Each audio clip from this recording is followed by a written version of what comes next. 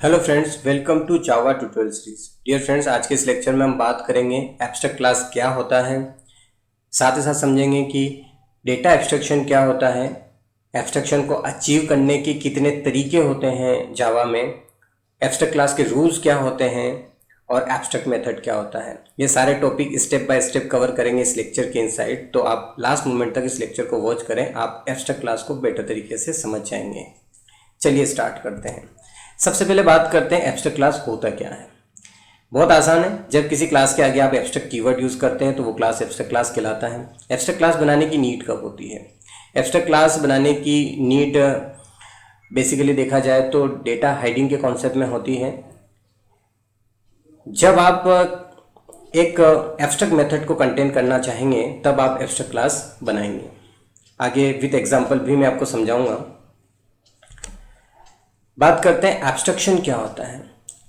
Abstraction hiding का एक ऐसा प्रोसेस होता है जिसमें हम यूज़र को इम्प्लीमेंटेशन की डिटेल्स हाइड करवाते हैं और केवल फंक्शनैलिटी शो करवाते हैं ताकि सिक्योरिटी बनी हुई रहे। एब्स्ट्रैक्शन को अचीव करने के कितने तरीके हैं? एब्स्ट्रैक्शन को अचीव करने के दो तरीके होते हैं। पहला होता है एब्स्ट्रैक्ट क्लास और दूसरा होता है इंटरफेस। और जावा के अकॉर्डिंग बात करें तो एब्स्ट्रैक्ट क्लास को हम केवल 0% ही यूज़ करते हैं। पूरा 100% हम केवल इंटरफेस को यूज़ करते हैं। क्यों करते हैं, आगे आने वाले लेक्चर्स के इनसाइट में आपको समझाऊंगा। रूल्स की बात करते हैं कि एब्स्ट्रैक्ट क्लास के रूल्स क्या होते हैं। तो पहला रूल होता है कि एब्स्ट्रैक्ट क्लास बनाने के लिए आपको क्लास के आगे एब्स्ट्रैक्ट कीवर्ड यूज़ करना पड़ेगा। दूसरा रूल ये होता है कि एब्स्ट्रैक्ट क्लास के इनसाइड आप एब्स्ट्रैक्ट और नॉन एब्स्ट्रैक्ट दोनों ही तरह के मेथड को यूज़ कर सकते हैं। तीसरा रूल कहता है कि हम एब्स्ट्रैक्ट क्लास का ऑब्जेक्ट क्रिएट नहीं कर सकते, या यूँ कहें कि हम एब्स्ट्रैक्ट क्लास को इनिशियलाइज नहीं कर सकते।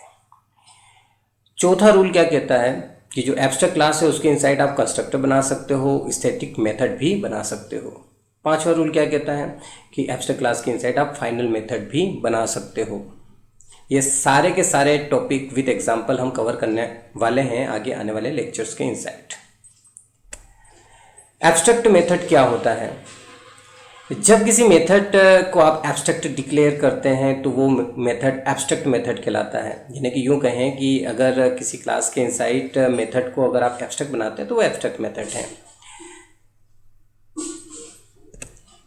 एग्जाम्पल की बात करते हैं। यहाँ पर आप देख सकते हैं कि प्रिंट डेटा नेम से हमने मेथड को डिक्लेयर किया, डिफाइन नहीं किया है, और उसके आगे एब्स्ट्रैक्ट लिखा हुआ है, तो ये एब्स्ट्रैक्ट मेथड है। यानी कि इसका बॉडी नहीं है, विदाउट बॉडी केवल डिक्लेरेशन कर रहे हैं, तो ये एब्स्ट्रैक्ट मेथड है।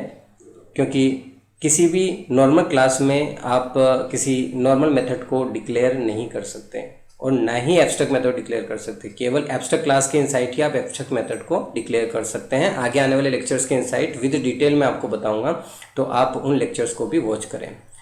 तो इस लेक्चर के इनसाइट मैंने एब्स्ट्रैक्शन के बारे में आपको जानकारी दी, साथ ही साथ एब्स्ट्रैक्ट क्लास के बारे में बताया, एब्स्ट्रैक्ट मेथड के बारे में बताया। फिर भी अगर आपको कोई दिक्कत है तो डिस्क्रिप्शन में व्हाट्सएप का लिंक दिया हुआ है, वहाँ पर आप मुझसे डिस्कस कर सकते हैं।